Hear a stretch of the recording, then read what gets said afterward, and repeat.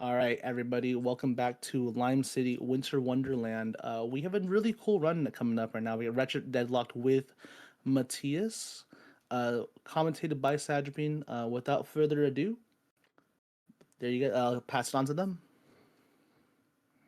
All right, thank you. So yes, this is Ratchet. This is the fourth game in the Ratchet and Clank series. It's a little bit different from the original trilogy before it, in that it's a lot more focused on combat rather than platforming and getting around a bit faster. But yeah, so yeah, there's not a huge amount of tricks in this run compared to some of the later games, but they are used pretty extensively throughout the entire run. So we're about to start. We play on Catch It because that's the easiest. Serge, you want to say anything before we start quickly? What up? All right. Okay. Yeah. I'll do the standard countdown from 3 and timer starts on go. If we're ready for that. Yep. All right. 3, 2, 1, go. All right, I'll start us off. The first thing you're gonna do is we're in this like a tutorial room where you're supposed to learn how to control the camera. This game's basically Halo, but Ratchet and Clank.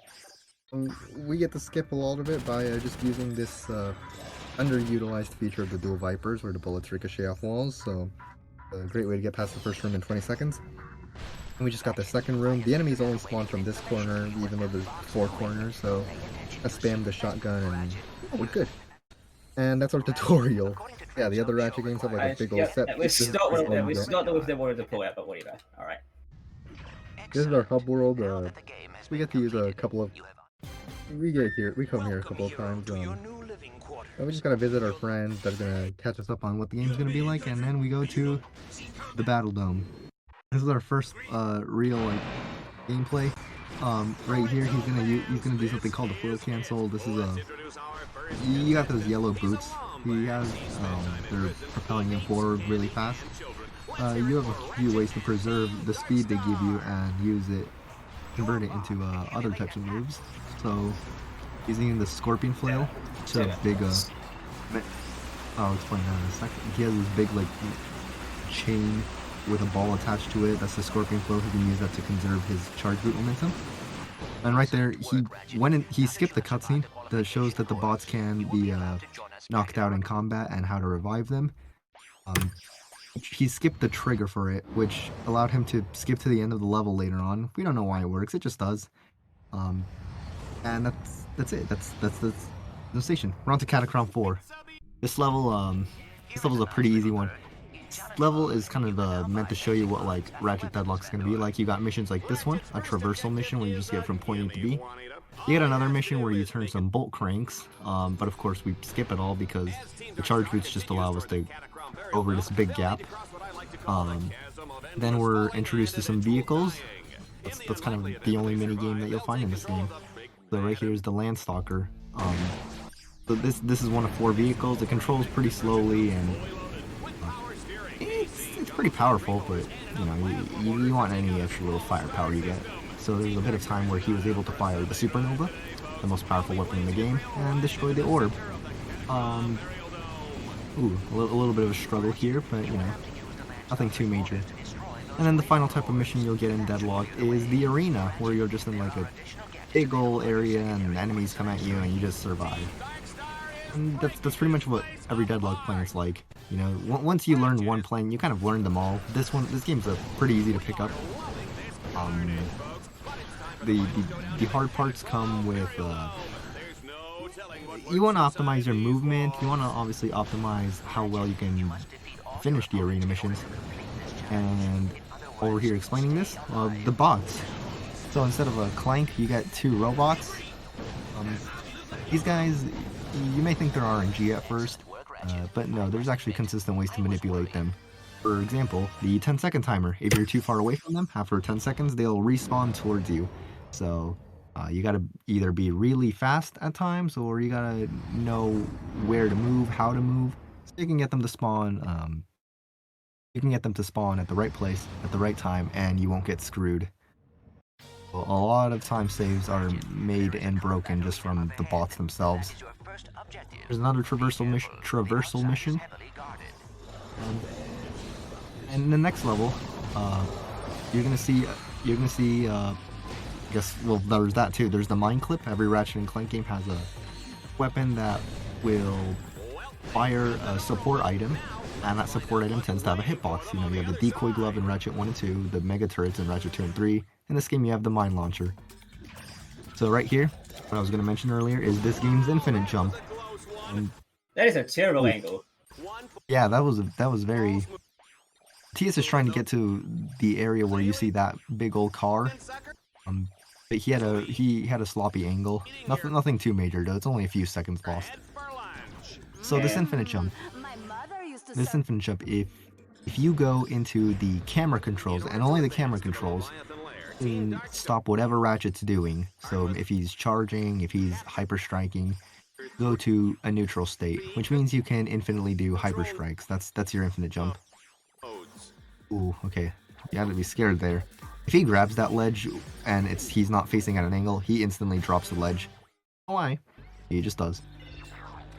So yeah, there was a lot to unpack in those first 3 levels, but now everything from here on out is going to be kind of like gonna be a little bit easy sailing, because now you know everything there is. This is an auto-scroller. Typically with secondary the weapons people tend to refer to them as the base weapon. We have all our weapons at V99, which is the maximum level you can get in this game and any Ratchet game. But because it's the it has most damage and everything. And it's the best you might see you might catch you without it. Yeah, the other reason you want your weapons at V99 is because they level up really quickly in this game, especially when you buy the Mega variants. And if you level them up by accident, they'll trigger an animation, and we don't want that. So now this is Kronos. This is one of my favorite levels to run. Stupid pure okay. Yeah, I was gonna say at V99 we can have rainbow ammo, as you can see from the mega kit. And yeah, this is Kronos. This is this is kind of your first major test in a run. This is kind of testing out to see how good are you at this game. Like right there, Mathias had to execute a lot of good movement. He had a pretty good infiltrate the cathedral, and he gets to chill for a moment. This is where we encounter our first boss battle, and since we're playing on easy and we have all the most powerful weapons, bosses in this game, you do have to come up with unique methods to kill them. They're still pretty easy to defeat. You're not going to be struggling on any of them for too long. Point Shell Shock. Right here we got... I'm going to fire one shot of 2 weapons and... no, I was thinking of the wrong one. He just fires the supernova and bam. Shell Shock is dipping for now. Yeah, he'll be back later. Yeah, we fight him a couple of times. He's a coward. So here you get some enemy spawns. You can obviously just memorize them, or you can look for visual cues like Mathias was doing. Enemies are such a grind. This is kind of one of the first times we go out of bounds. I mean, you have visited this part before, but you're not meant to do it in this specific challenge, so it's a little bit. Yeah, you're supposed to go on this big old grind rail, which is pretty fun, but not very fast. We're just going to skip all that with 2 mine clips and a flail cancel. Alright, once again, here's a here's a bunch of hyper stacks. They make this elevator come down for some reason, and the elevator goes back up, and you'll see a lot of the same movement you've been seeing before. This is a really nice visual, it's visually pleasing when it comes to your movement. As this mine clip, it's a little tricky, but, you know, we all gotta struggle somewhere, right? It's not a marathon if something doesn't go wrong that never happened to you before.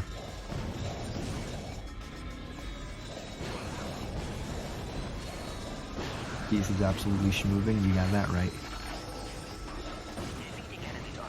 This is a pretty good Kronos, all things considered. Let's see how a Shell Shock return goes. It's pretty easy. You just fire a Harbinger shot, and then you kill some more enemies. The next level, that was a pretty good looking one. That's the Fight to the Cathedral, I think it's called. That one is also going to be another one where he goes out of bounds. He's going to take a very interesting route here. You're supposed to go across a series of grind rails again, but he's going to skip it by getting on the walls of this arena that you're never supposed to get up on top of, and a big old neutral double jump. Earlier I mentioned preserving your charge boot momentum. You can do that if the charge ends in the air as well. It's a little bit easier than doing it on the ground. Now here, this is an example of having to do stuff before the bots respawn. Like right there, because he messed up that mine clip, now he's gonna have to wait several seconds for the bots to respawn in this room. And the shell shock won't spawn until the bots are there. Also saw he clipped through a wall just by charging into it. That wall is, it's placed in a very weird way because the ground in front of it has like two slopes, kind of, it's not straight. So there's a little bit of a spot where Mathias could have charged, cancelled, and then had Ratchet just fall there, and then Ratchet would just like clip through. Yeah, that was a pretty good Cronus for the most part. We got the Avenger tournament, so there's multiple tournaments. The advanced qualifier, I think the game considers it as a Marauder tournament. I don't know. Here we got another arena level. These arena levels all require like actual skill and memorization, you know. And you gotta be careful. Sometimes you can run out of ammo, and you want to make sure you know where everything's gonna spawn. You're not getting overwhelmed by enemies. You really want to optimize for taking out certain weapons. And that's I think this is called Manic Speed Demon. This one is called the Tower of Power. There's a soft lock that can happen here. If it happens, he has to restart the whole mission. It has to do with killing certain enemies at the start and not like finishing out the mission entirely. Not finishing out the opening part entirely. That's another way of storing momentum. The quick select that you use to select weapons. If you have it open while you're charging, you can convert the charge boot momentum. I don't know why. And it only works if you hold triangle. In this game, you can use either triangle or R2 to select weapons. But... That is a soft lock. That is a soft lock. Right. Ooh. Yep. Yeah, that's why I use the shotgun instead, like the magma cannon, because Info is really prone to killing those guys. I actually had that happen in me and Mathias raced this category like an hour ago, and I was scared I was gonna get the soft lock, but thankfully I didn't. Like this planet and the next three, well, I guess it's not a planet. These next three they're pretty difficult. Very easy to kill your runs here, like in that way that he just did. Let's give him a second chance.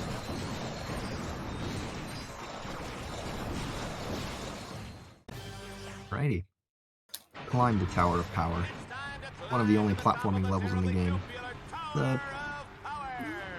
There's not much to talk about really. You just gotta be careful not to fall. If you fall, the game will respawn you at like certain checkpoints. You know, you still don't want to do that. Because you want to be getting good cycles. You especially want a good cycle for the last series of platforms before getting to the top. Right here. Is he gonna make it? Yes, he made it. Want to explain Char, or should I explain Char? Yeah, you explain Char. Essentially, if you think about failing, if you think you're gonna fail it and you pause, you are going to fail it. If you keep going, you'll get it. Like with a lot of speed games, a Ratchet Deadlocked, you want to be playing it confidently. You need to be confident, or else you're gonna lose time, or you're gonna get screwed over. But Char, the reason I asked Mathias if he wanted to explain Char is because one that speedruns Ratchet Deadlocked likes this planet. This is, without a doubt, the worst planet in the game. The first mission isn't anything bad. You know, it's typical. Mission is fine. The second mission, Landstalker Stalking. Do I let it speak for itself? Yeah. First we'll let him finish this. And now, I'll let him start the mission, and then you'll see for yourself what makes this mission so bad. This opening area isn't bad at all. That is what you have to worry about. You see 5 turrets and tanks, and they're all super powerful, and then you have 4 turrets and some enemies shooting at you, and his bot is dying. And this level's painful. A lot of your runs are gonna die here. This mission is a graveyard for runs. It's not a. Nope, nobody likes this level. Even the description for the world record IL says, "I hate everything." And the boss also has died. Great. Ooh. I'm probably gonna die myself. Yeah, that is absolutely brutal. I'm gonna reset that. There's no saving that whatsoever. Wow, that is just cruel. Yeah, it's kind of a running gag in the Ratchet and Clank series that the snow planets tend to be some of the worst. You know, Ratchet 1 has Hoven and game has Char, you know, stuff like that. This is our reason for not liking our snow level. But it gets better because after one tedious and horrifying bolt crank mission, you get another one. Isn't that great? And his bot's dead. Wow, the game is just not treating him nicely here. Do we have Rage? Let's see if we have Rage. No, we don't. And the bot is dead again. How about I just...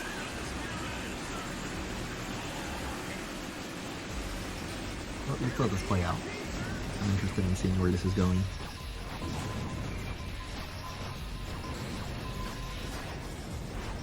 Okay, finally he got past the hard part of this mission.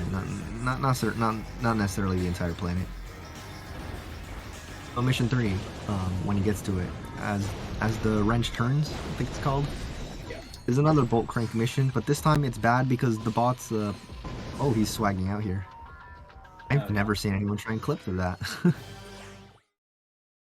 If he goes too fast when he activates this first bolt crank, the bot will get stuck. I think it gets stuck underneath the ground, can't turn the bolt crank, and you're just screwed. So he's gonna carefully observe the map. When he sees that blue star in the middle go away, it's confirmation that he's good to go, and yep, we got it. Alright, we're rolling.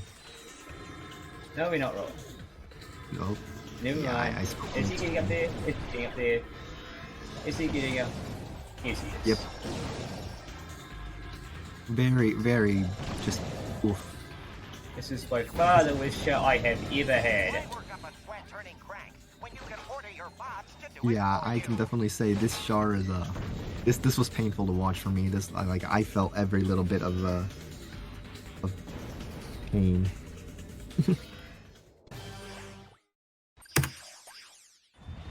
On to Orxon, which is only a little bit better. Because unlike Char, it only has one bolt crank mission. Massive improvement. The first mission is actually an interesting glitch. You're supposed to pick either one of two paths, and when you unlock one door, the other door is permanently inaccessible. We're gonna clip through this door, and it'll make both doors accessible, and it ends the mission instantly. Now this is node overload. This is another bolt crank mission where once again the bots can screw you over. So if Mathias has the right movement and confident enough, then he will survive the wrath of Song. Oh, little bonk, shouldn't be a major setback. Yeah, this is a pretty big track. This is a pretty big track. I'm not gonna lie. All of these Ratchet. things Yeah, Ratchet Deadlocked has by far the best OST in the entire series, like without a doubt. It really popped off with this one. You know, Juanita, there's no need to get personal, huh? We're both professionals. There goes no number 2. And despite this being like a painful mission, you at least get some of the best music in the game to go along with it, so, you know. We're chilling. We're chilling here, fellas.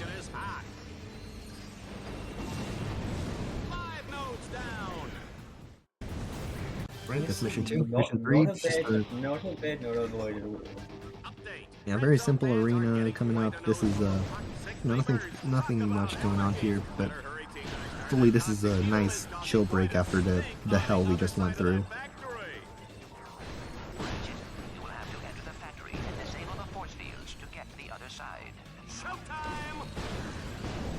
So we're gonna go on to the 4th mission now, Chains of Villainy.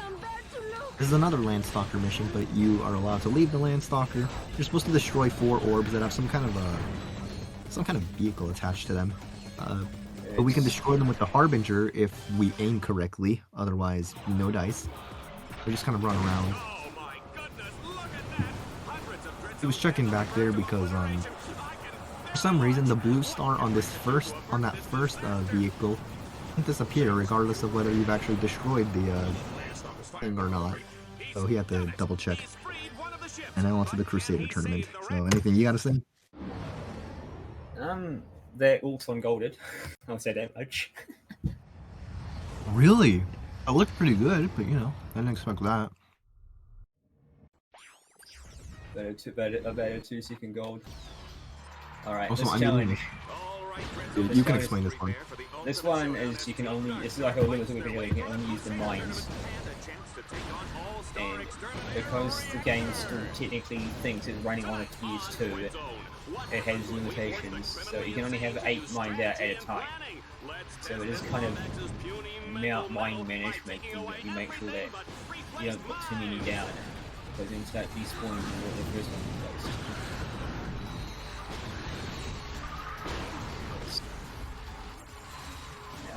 goes.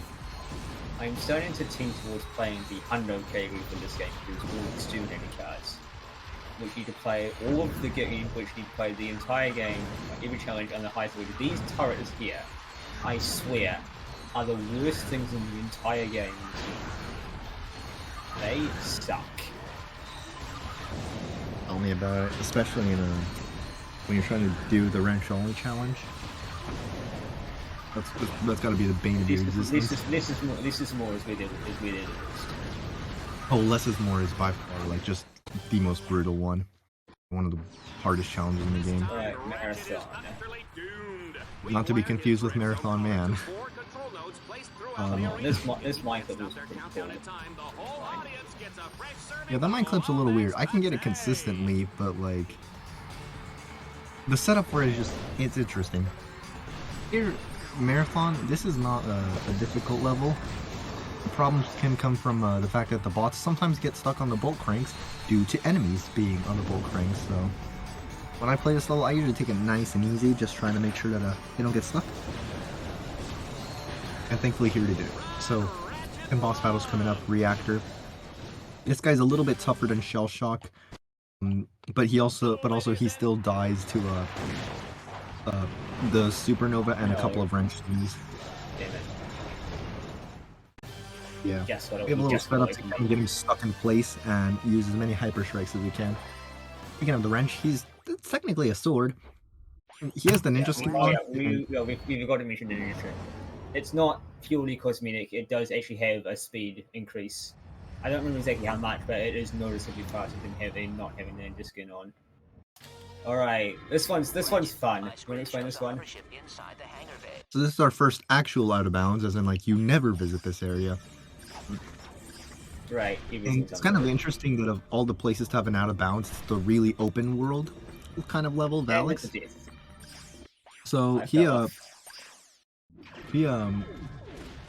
did the textures disappear or something? I kind of zoned out a little bit, like in terms of watching them. The collision stays, but the text is unloaded.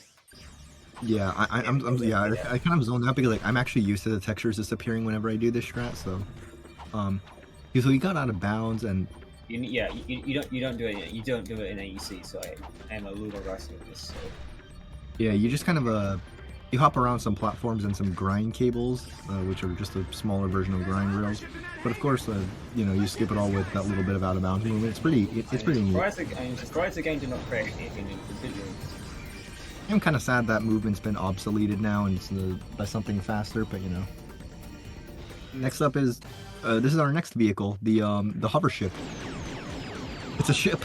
It flies in the air, shoots missiles. There's not really much to go about it. This mission's not that fun. It's kind of slow and a little bit of RNG with the spawns, and the enemies take forever to die.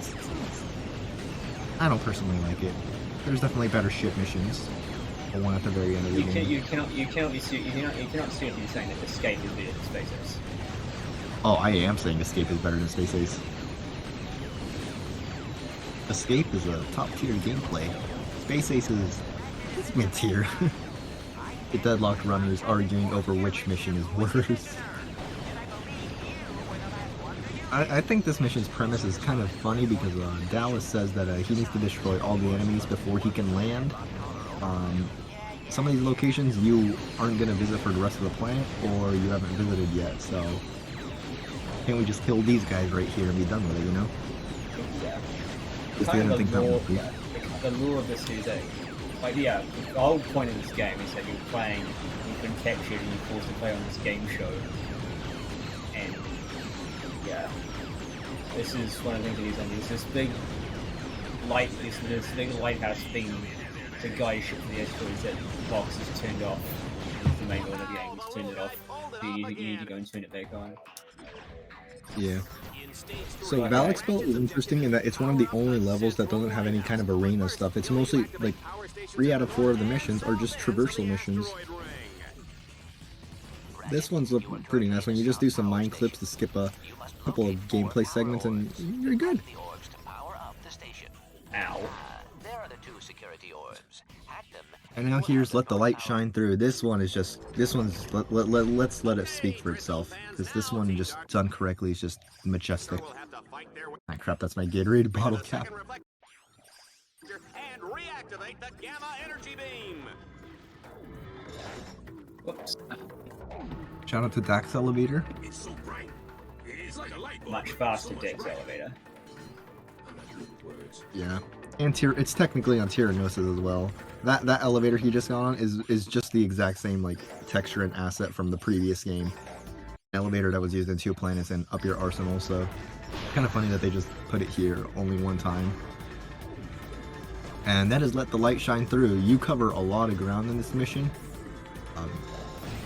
It's very nice to see it done correctly. So it's almost artistic in a way. Right, falling level planet Torval. This one's This is also a bit of a pain planet. I'd say the first mission is the one that usually gets painful for me. The third mission doesn't treat me as bad as it did for you. In this first one, they have this mechanic where you have to render these turrets inactive temporarily so that you can destroy them and remove their shield.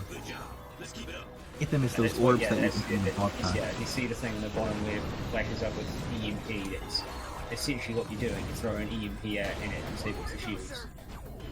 And the next mission is very unique. There's no mission in the game like the second one of this planet, Seek and Destroy. You got 12 drones and you're supposed to chase them on the hover bike. That's pretty slow. So instead we're gonna get on the hover bike. Oh, he's restarting the mission so that he can take out one of these drones.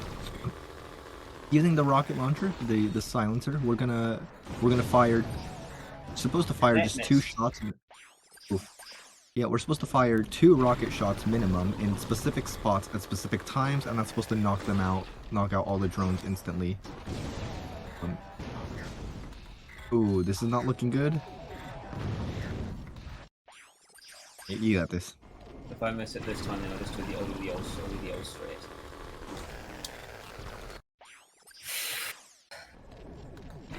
Really, to still patience on that game? This game. You got this. Ooh, wait, use the sniper. Yeah, that's what I was gonna say. He only has 1 rocket shot left, so he's got to be very careful with this. Ooh, he fired too early, but he did take out a couple of them. He's gonna go for an old strat. He actually can't try this strat again because he no longer has rocket launcher ammo. So he's gonna place a bunch of. This is a really old school strat. I think it got obsoleted in 2020. Very inconsistent. Just throw out a bunch of mines and then have the drones run into them and then activate them. It's not a very fun strat and it's not very fast. So you know, if you're ever learning this game, you obviously should do the other strat. It's not that bad to learn. It'll be worth your time.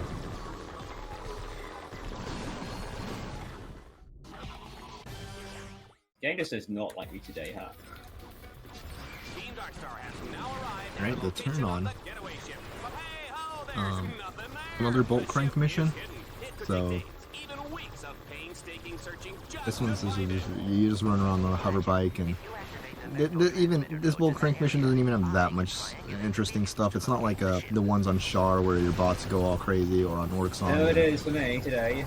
Get on the boat. Get on the boat. You gotta wait. You gotta wait for them. I usually like they don't instantly go on the I've boat. always done it hit and run. I guess it was for AEC for some reason, but not for. No, it's Yeah. Catacrom at least had that big old skip. Same for Serathos. Yeah, yeah. Speaking of which, it was a full crank mission on Serathos, but we skipped it all. You'll see it like 2 or 3 times this run. The Ratchet and Clank original quadrilogy was designed with a design philosophy where the end of the level would be at the beginning, and you know they kind of like slowly like back down on this per game. You know, Ratchet 2 does this less than Ratchet 1, and then, you know, Ratchet 2 and 3 do this less than Ratchet 1. Ratchet Deadlocked does this less than Ratchet 2 and 3. Until they obsoleted it by the future series. But you know, it's still present in Deadlocked. You saw it in the third mission of Planet Serathos. You'll see it in a couple later missions. It makes a couple of levels pretty easy. The point A to point B stuff. Very easy to abuse. So that's Torval. Torval is a pretty interesting planet. It's got some of its own unique strats, you know. It's kind of got some like stuff. It's not just use the stuff you've learned before. You actually have to learn a couple new things, aka the second mission. Indicator tournament. You want to explain this one? Rest my voice a bit. Yeah, there's cycling weapons in here, presumably you. This is a fairly common trope in some things. You can only use each round is a different one. So we have the rifle first, then the flail.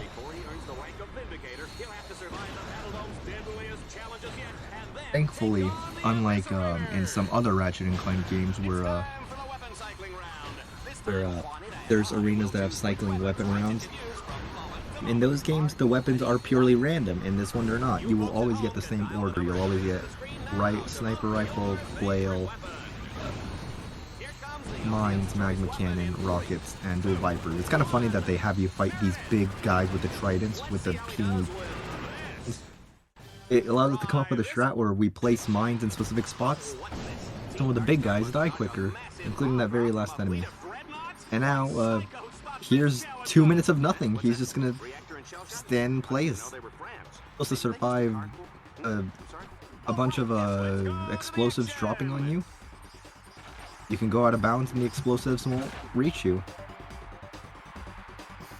So, chat, how are y'all today?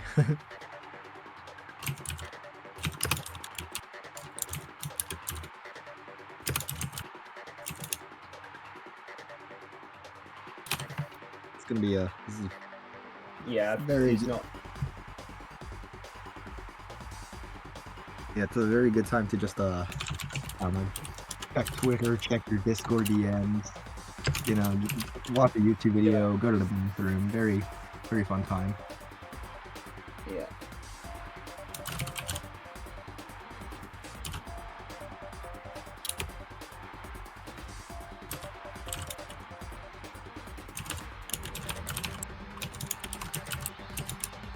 That's a good email. I'm gonna type that email.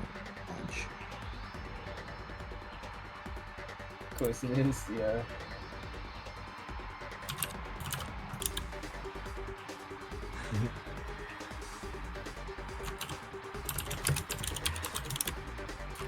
We almost done. Alright. Yeah. We're getting there. The awkwardness will end soon.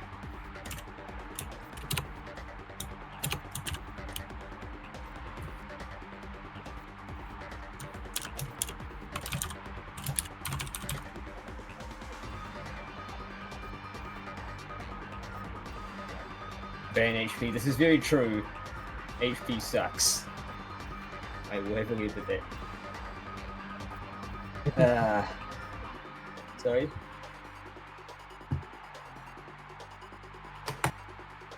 Nothing. I just thought that was funny. Alright, here we Abyss go. Raider. Third boss. He has a shield, I guess, but the shield can be destroyed if you use an attack from the air. Like the top of the shield just Either it's the top of the shield or the shield just is Harbinger. The supernova just ignores the shield. You just kind of spam it and yeah, you win.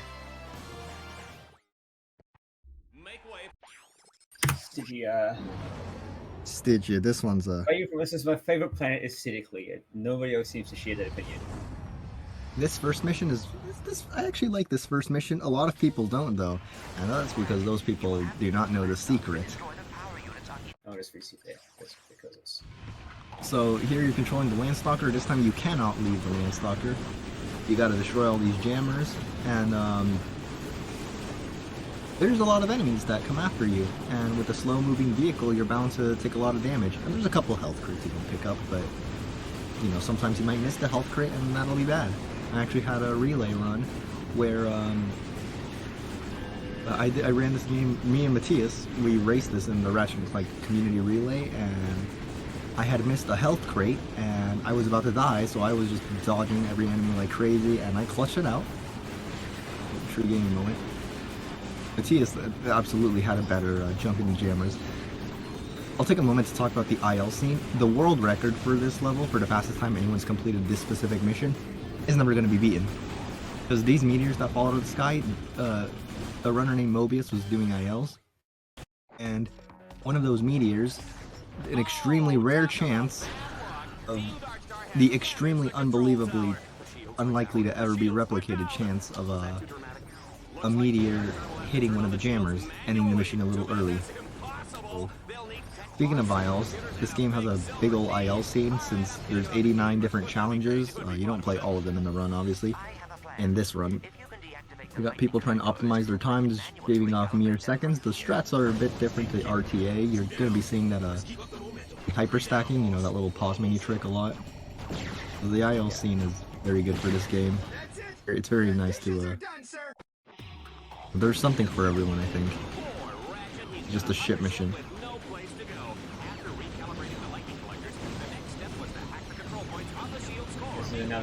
This is another case of using the fact that this isn't so sensitive to the game, since this is quite running on PS2, and that you can just sit back and stay, and you'll unload the enemies, or they won't be able to hit the bots.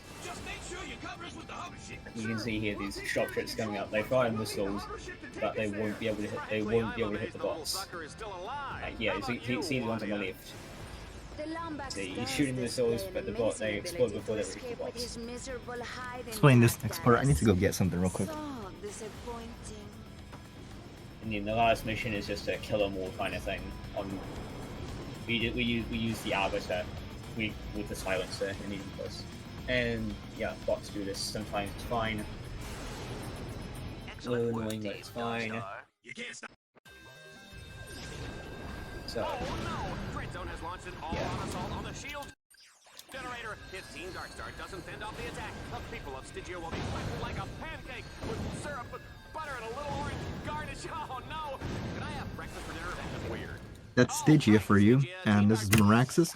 Like I said earlier, you know, sometimes they'll put the end of the level at the beginning. You're actually about to see an instance of that being abused here. The theme of Meraxis is you're in a desert, and this desert has a giant old prison. And your bots have been in prison, so you gotta do this first mission without, you have to rescue your first bot here. And the next 3 missions are to rescue the other bot, so yeah. He went to the end from the beginning, where they had it loop around. This is probably one of my favorite levels in the game aesthetically. Like, yeah, it's just a bunch of yellow, but it really makes you feel like you're all... Honestly, that's interesting that we like the Vindicated planets, but we're different ones. I hate Meraxis.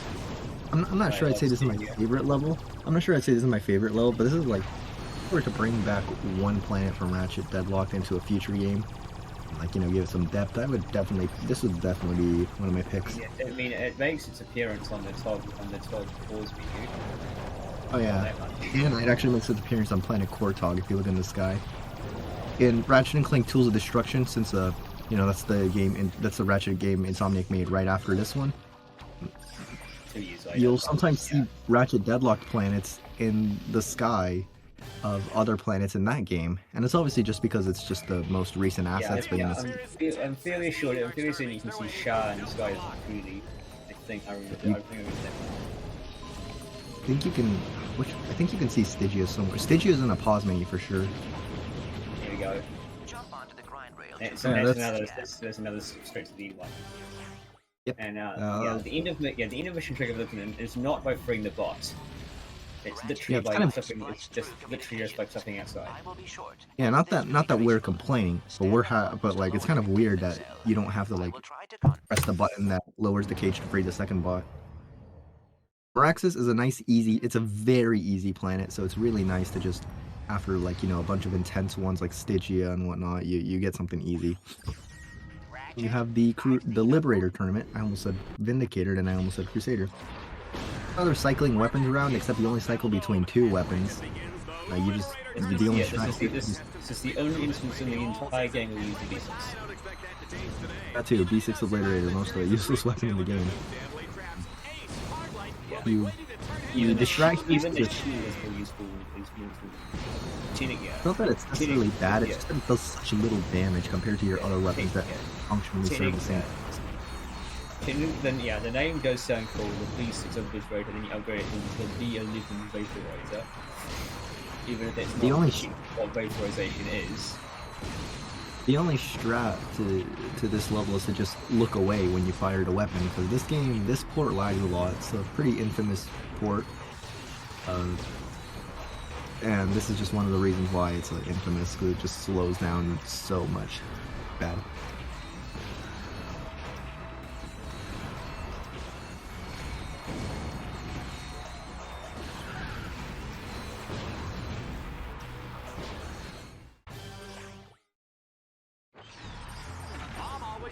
Alright, accelerate that.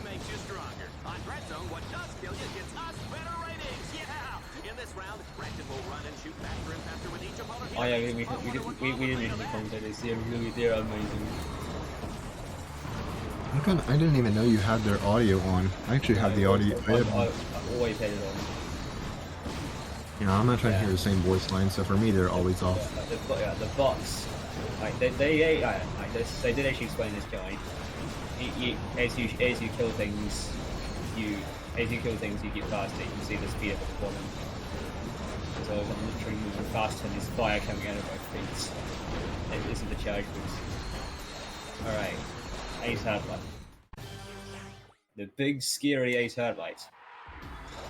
He's probably the most difficult boss, and by that I mean you can swing the flail 3 times and as long as the ball hits him correctly and not splash damage. Fire the supernova and he's dead. Ghost Station. This is another fun level. Again, this is the end of the level. This is technically a secret level. Like you don't see it until after you've beaten the original planets. So see every other one, but not Ghost Station. The game makes it seem like Liberator's the last one, but no, you actually have 2 extra levels. So the end of the level was at the beginning, as you saw there. Here's a bolt crank mission, but we don't need to do all that. You do all this just to open 1 door. Yeah, technically Grinding Chase is a bolt crank mission as well. Yeah. True. But yeah, it unlocks that forcefully. We can just skip straight past it. This one is pretty interesting. So the lore, this specific part of Ghost Station seems to be hidden like way out of reach of the other parts of Ghost Station. I know. Yeah, I can find them replaying files if you want to have a look at the simulation of the rest of them. Maybe I will.